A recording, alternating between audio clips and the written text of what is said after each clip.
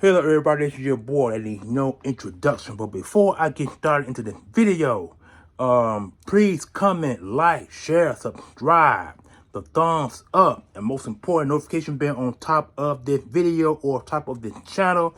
So when I make the video for you guys, for your enjoyment, pleasure. Also share my content. Comment below, because the more you share, the more I get out there. Right now, I currently stand at 190 plus subscribers. My mission to get to 200. Look like I'm gonna make 200 before the end of the year get here, or I might surpass 200. But when I do get 200, I will make a video addressing my 200 subscriber. Cause it's very important that I get to 200, and then if I get 300, that could be the main goal. But I want to do at least 10 to 15 subscribers every video that I make, because the video that I made, the content I make for you guys is just for your enjoying pleasure. Like I said, I do Eagles content, I do unboxing, unboxing, unwrapping, comic books, you name it. I tried to make this video as versatile as possible, doing different things, because a lot of content creators don't do what I do. Some of them do mostly Eagles content or Philadelphia Flyers content, Philadelphia 76ers content. They do it all. But I try to do a variety of things for people to like my channel, like my video, because the more I make different things and don't stick to one subject, I will get more sub that way. And I'm trying not to stop doing what I'm doing. I just want to make sure everything that I do is at the best profession, as much as possible. I know that I don't have the best studio. I don't have anything that's top notch like most Eagle content creators are. You know, they had the top notch computer, they had the top backgrounds, you know what I'm saying, the green room backgrounds. They have their own studio, their own chair, own desk. I ain't got none of that. I do everything raw, and I try to bring it to much as I can possible to you guys. When I finally get up to top notch like that, I'm gonna try to continue to bring the raw content to you guys, because my content is strictly amateur and it's raw. So that's what I wanted to let you guys know before I get started on the content of this video. Now, pause.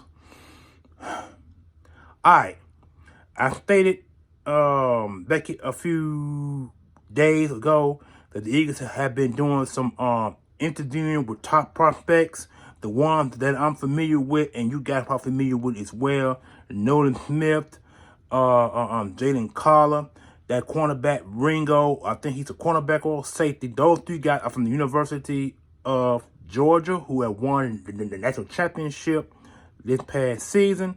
They also interviewed Bijan Robinson, and they also interviewed I can't think of the other guy's name, but they interviewed those 4 or 5 guys that I've been to you guys so far. They mentioned them. You know what I'm saying? I mean, they mentioned them, they interviewed them. I want to get that correct. They interviewed them. And so the way it's looking, they seem to be falling a little bit more toward the defensive side of the ball. I got on the piece of paper right here. I got a few prospects. 1, 2, 3, 4. I got 5 prospects that the Eagles should be looking at. If they ain't looked at, if they had interviewed, they probably interviewed them. They probably gonna interview them between now and the next few weeks before the NFL draft actually begins, which is 2.5 weeks away now. So let me go ahead and get right into it at this particular time. There's a guy by the name of cornerback Joey Porter Jr. He is the son of former NFL linebacker and Super Bowl champion for the Pittsburgh Steelers, Joey Porter, who I think he's the linebacker coach for the Pittsburgh Steelers currently. You know what I'm saying? But he has a son in the NFL at the college level who's coming to the pros as a junior. He's 6'2", 198 pounds. I think this guy can probably play. If he can get a 205 and 210, I think he can still be a good cornerback with that size, or that weight for that matter. He's age 22, and I think he played. He's a junior, so yeah. And these are his stats, and I can go ahead and show you guys all these stats that I'm telling you guys. These are his entire stats of his career. I'm not breaking them down year by year. This is for the entire his entire college career. Now, He has 115 tackles for loss, or TOT for that matter. Total tackles, I think what they call 115. He had 88 solo, and he had 27 assists. He had 1 sack, 1 forced fumble, and 1 interception. Now you would think with 1 interception, you think he would have at least more than that. Probably 3, maybe 4 picks of his career, but he only had 1 interception in his entire college career as a cornerback. But he's age 22. He had the size. He's 6'2". Excuse me. 198 pounds. Like I said, after he can stand to put on 200 pounds or between 200 to 210 pounds, he probably could put them pounds on and still be a good cornerback at the point of attack or the point of play on the field. They say he has long arms. His arms are very long. So if that's the case, he could probably be between a top 15 and top 25 pick in the NFL draft, because of his size and his length, and for his length concern. I mean, that's pretty big. He's 6'2". He's tall. And his father, Joey Porter, linebacker, he's 6'3". And he played outside linebacker for the Pittsburgh Steelers, and Pittsburgh's fire zone defense, which was invented by none other than Dick LeBeau, who's now out of the NFL because he had won 2 Super Bowls with Pittsburgh, and he also was a former player for the Detroit Lions. He's also back here a few years ago, might have been 5, 6 years ago, maybe 7 years ago, being done into the NFL Hall of Fame. Because he has 50-something interceptions in his career. You know what I'm saying? So that's good for Dick LeBeau. But because, like I said, he's not out of the league. Last but not least, secondly, I'm sorry, I don't know why I said last but not least. But anyway, secondly, defensive tackle, Javon Dexter Sr. Now, this guy's big. He's enormous. He's 6'6", 312 pounds, from University of Florida. Oh, yeah, and Joey Porter from University of Penn State. And this guy is from University of Florida. I just want to get that cleared up because while I name his stat, I never see what school he came from. But anyway, University of Florida, defensive tackle, Javon Dexter. Now, at 6'6", 212 pounds, they said he could play defensive end as well. Because if I'm correct, I see some footage of him playing defensive end at times. So he has the ability to play both outside, inside defensive tackle, defensive end spots. He's a sophomore, age 21. He's young. Now, he could be a first-round pick himself. Not exactly sure on that. But if he happens to fall into the second round, if the Eagles don't pick a defensive tackle in the first round, they could pick a defensive end in the second round. So it's many ways the Eagles can go because they got options. But anyway, this is the guy's stats. 124 tackles, 47 solo, 77 assists, 4.5 sacks, 2 forced fumbles, and 2 interceptions. And that's not bad. 2 interceptions, that is not bad at all. I mean he has the ability to put his hands up in the air and grab the ball. He may be the better pick of any other defensive ends in the league because at the college level. So if he could do that, he may be a good pickup with the right technique. Because they say his skills is raw. So if he skills is raw, there's a good chance he probably can play some downs. Maybe some first and second down, or probably third down. You know what I'm saying? Or he could play on special teams to harm and develop his skills as he gets into the full body flow of his technique. 4.5 sacks not bad, but then if you're 21 years old, you would think he would have more than 4.5 sacks. And his assists, like I said, 124 TOT and assists 77. I'm talking about the solos. I'm talking about the assists 77. Now that's I'm not gonna say that's astonishing, but that should have been added on to the TOT. He should have more than 124 tackles. He should have more than that, but it is what it is. But anyway, this guy is pretty good. Like I said, his talent is raw. So he had to get to the right defensive scheme to harness his ability to play defensive end or defensive tackle. It depends on who draft him and who can harness his ability as playing on the field. Third, we got defensive end linebacker BJ Ojolari. He's 6'3", 248 pounds. He's from LSU. He's a junior. He age 20 now. He's the youngest. He's the youngest of the guys I'm finna mention here. Going into this list of guys that I got for you guys. Like I say, he's 6'3", 248 pounds. He probably could play at 250. He probably could take 200 pounds add to his frame if he wants to get bigger, or 260. This guy probably gonna wind up playing linebacker. Probably in a 4-3 scheme, he probably gonna be an outside linebacker. But if he played in a 3-4, he gonna be an outside rush in, or outside rush linebacker, depending on what defensive team drafts him. Now his stats is 128 TOTs, 79 solo. That's not bad. 79 solo, that is not bad. Assists, 49 assists. Now that's real low compared to Javon Dexter's assists. Dexter got 77 assists. Then guy got 49 assists, which means he had less assists and more TOTs than Dexter than Javon Dexter does. So I mean, I guess because of his, they said that he's quick too. They said this BJ Ojolari guy is actually quick off the ball.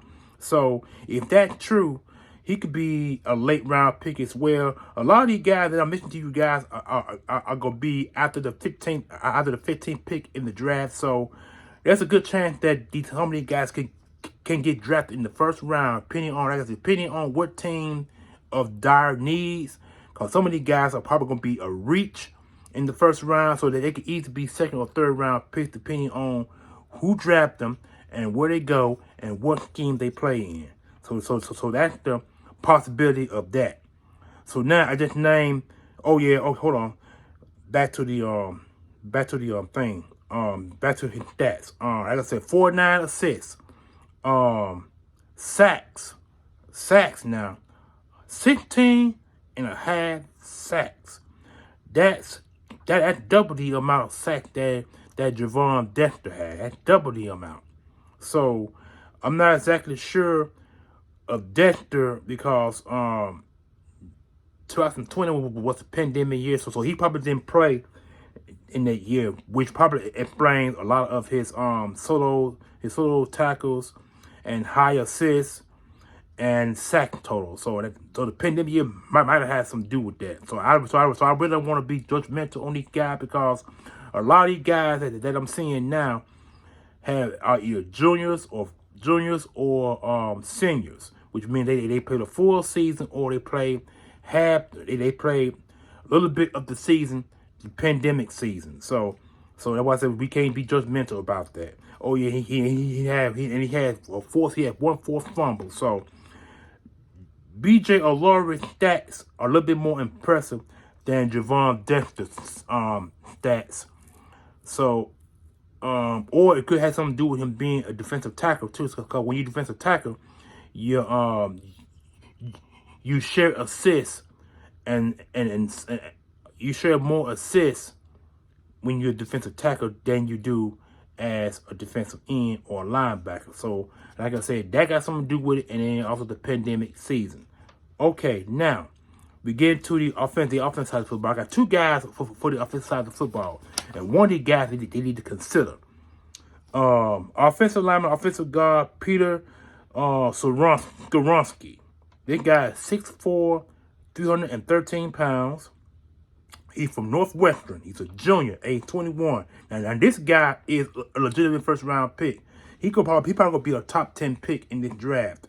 If the Eagles don't get who they really want before they actually get to, word is out in the street that the Eagles are going to go offensive side of football, and Skoronski could be the guy they pick at the 10th spot. So, because these got a bunch of glaring needs. They got more glaring needs on defense than they do offense. So if they pick an offensive player, it could be the second or third round, or the fourth round. I'm sorry, the second or third round. Depends on how that goes. Or it could drop out the they could drop out of the pick, drop out of their 10th pick and garner more picks if they continue to drop. This guy, let me see. Okay, his stats, his arm length is 32 1/4. So he had short arms. His hands is 10. He had his 10-inch hands. Now, my hands, I don't know, my hands probably 5 inches, maybe 6 inches at least. This guy has big hands. This guy hands is 10 inches. And like I said, my hands about 5 or 6 inches. Probably somewhere along up in there. So he had big hands, but he got short arms. They say whoever drafted him probably gonna put him at guard. But he pretty big. He pretty big to play guard. He's 6'4", so 6'4" not bad. Not bad at all. And in 40-yard time was 5.16 seconds. So that's pretty fast for an offensive lineman. An offensive lineman can run as far as 4.80 up until 5.25. So 5.16 is not bad for that offensive lineman. And last but not least, now this guy I'm more thrilled to have than Bijan Robinson. This guy is Zach Charbonnet from University of UCLA. This is one of Chip Kelly's Chip Kelly's recruits. I think he was a 3 or 4 star recruit. And he's 6'1", 220 to 222 pounds. That's pretty big, and that's pretty big. I mean, I seen footage on this guy. This guy's swole, and he ain't fast, but he's fast enough to get upfield and get scores. So the Eagles could get this guy instead of Bijan Robinson, and he's a late round pick. He could be a 3rd round pick, as far as I'm concerned. He ain't gonna get picked in the 1st, 2nd round. I doubt very see. He more like a 3rd or 4th round pick. He could be a 2nd day pick. And the Eagles only got a 3rd round pick. 4th, 5th, and 6th they don't have. So we gotta see how that translates as far as who they're gonna pick with the 2 1st round picks, the 2nd and 3rd pick. So we'll see how that goes. Because they said they got more glaring needs on defense than they do offense. So, but this guy could be an option, or he might not get drafted at all. But we'll see how that works out. And he's a senior, age 22. He had, now like I said, I'm only giving y'all career stats and all. I'm not breaking down none of that year by year thing. So bear with me. This guy has 22 touchdowns, and he has 3,346 rushing yards, 39 touchdowns. That's not bad. That is not bad. That is not bad at all. I'm sorry, in 2019, 2022, all add together, 3,346 with 39 touchdowns. That is not bad. 39 touchdowns, shh. And the guy's pretty good. He's also a pretty good receiver. He has 85 receptions for 589 yards, no touchdowns. So this guy has the ability to catch the ball out of the backfield. He's more versatile than Bijan Robinson. Bijan Robinson can catch the ball out the football, but he's more of a downhill runner than anything else. This guy, Zach Charbonnet, he's basically an every down back, because if you are a very good receiver out of the backfield with 589 yards, no touchdowns off 85 receptions, that's not bad. Not bad at all. Now that's pretty high.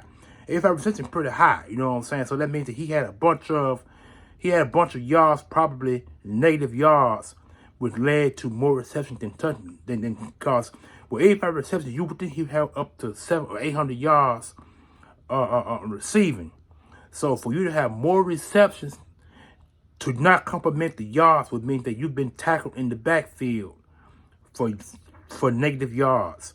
And that's why his yards don't complement his reception, his receiving count. But didn't let you know that he can catch the ball out of the backfield. Didn't let you know. And he had 3,346 yards rushing, 39 touchdowns off the rush, and 85 receptions for 589. Just think about that. I mean, like I said, his 85 receptions do not complement his 589 receiving yard because, like I said, he must have been hit in the backfield quite often for him to lose yards and for him to have more receiving yards more receiving catches than yards per catch. So that means his yard per catch is probably pretty low. And that may be the reason why he has, and that's one of the reasons why he has more reception than yards to complement each other. But that's what I want to talk to you guys about. You know what I'm saying? Because a lot of people are so high on Bijan Robinson. You know what I'm saying? I mean, if we get Bijan Robinson, fine, but I won't be too thrilled about it. I think the Eagles can get any kind of running back to run behind that offensive line, and I like that Zach Charbonnet guy. I like him. I like him more than I like Bijan Robinson, because Bijan Robinson cannot catch the ball out of the backfield at all. He doesn't have many yards on that. This guy has the yards and the catches out of the backfield. Like I said, I hate that his yards don't complement his receiving catches. I hate that, but it is what it is. Because I think UCLA didn't have a pretty good... See, UCLA did more passing anyway than in rushing. But his yard, but his 3,346 is not bad. And that's just off 3 or 4 seasons. And he's a senior, you know what I'm saying? So that's saying a whole lot for a 22-year-old running back. And if he can catch balls out of the backfield, that will prolong his career. See, Bijan Robinson, his career is going to be very short because, see, if you go back to Ezekiel Elliott, if you go back to a lot of big physical running backs who has had nicked up seasons or have had career-ending seasons, or you can say season-ending seasons. Running backs have not been like they used to be. Derrick Henry is probably the last. He's the last of a generation of running back, in my opinion. But then you also got the guy from New York Giants too. He's a generation of running backs. But the New York Giants running back, he had a bounce back year after suffering a ACL injury way back 2 years ago. He 2023, 22, 21, 2020 is the year he had that season-ending ACL injury. You know what I'm saying? So 2021 he wasn't good, but he coming back. I mean, 2021 he wasn't up to full speed, but he was close. This year just passed, he went for 1,000 yards. So he had a bounce. This season just passed was a bounce back year for him. So my issue is that the Eagles do not need to draft Bijan Robinson with the 10th pick, and do not need to draft him with the 30th pick, because those 2 picks are glaring needs, and there have been some speculation that the Eagles are going to trade that 30th pick to garner more picks, probably in the 2nd and 4th and 5th rounds. You know what I'm saying? Because we do need a 4th round pick and a 5th round pick. If the Eagles can get a 2nd, 4th, and 5th round pick with the 30th pick, I'd be happy with that. You know what I'm saying? Because they give you 2 2nd round picks to give you 1 4th and 1 5th. Because like I said, we don't have a 4th, 5th, or 6th round. We only got 2 firsts, 1 2nd, 1 3rd, a 6th. In a 7th round pick. That's it. That's all we got. And that's what? 1, 2, 3, 2 first rounds, a 2nd round, a 3rd round. Do we got a 4th round pick? I want to say that. I don't think we do. So the Eagles only got 5. I think the Eagles got 5 or 6 picks in this draft. That I do know.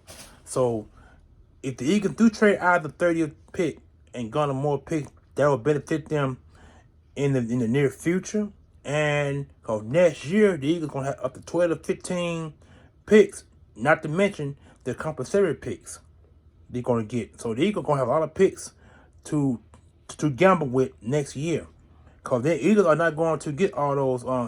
Eagles are gonna gamble some of those compensatory picks and move up in the draft, or they can or they might use some commissary picks to go into the following year, 2026, 2025. I mean, so it's a main thing the Eagles can do with those commissary picks for next year. But overall, man, enough of that. I don't know why I got into that. Well, I got into it right here because of the fact that we talk about the NFL draft, and that was on everybody's minds this month, cause the month forward, and we are waiting for the NFL draft to come, so you can see what teams are going to pick, especially the Philadelphia Eagles in general.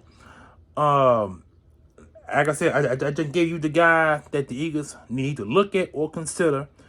Some of them guys they've already interviewed from what I've been told. And I know Joey Porter was one. Joey Porter Jr. was one of them. And they also interviewed. I think they interviewed B.J. Ojulari, and I think they interviewed Peter Skoronski. I think those guys are already been interviewed with the Eagles already.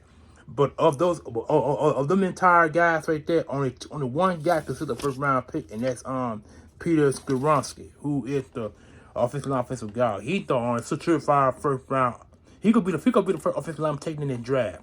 That we do know. He gonna be the first one, cause he's a guard.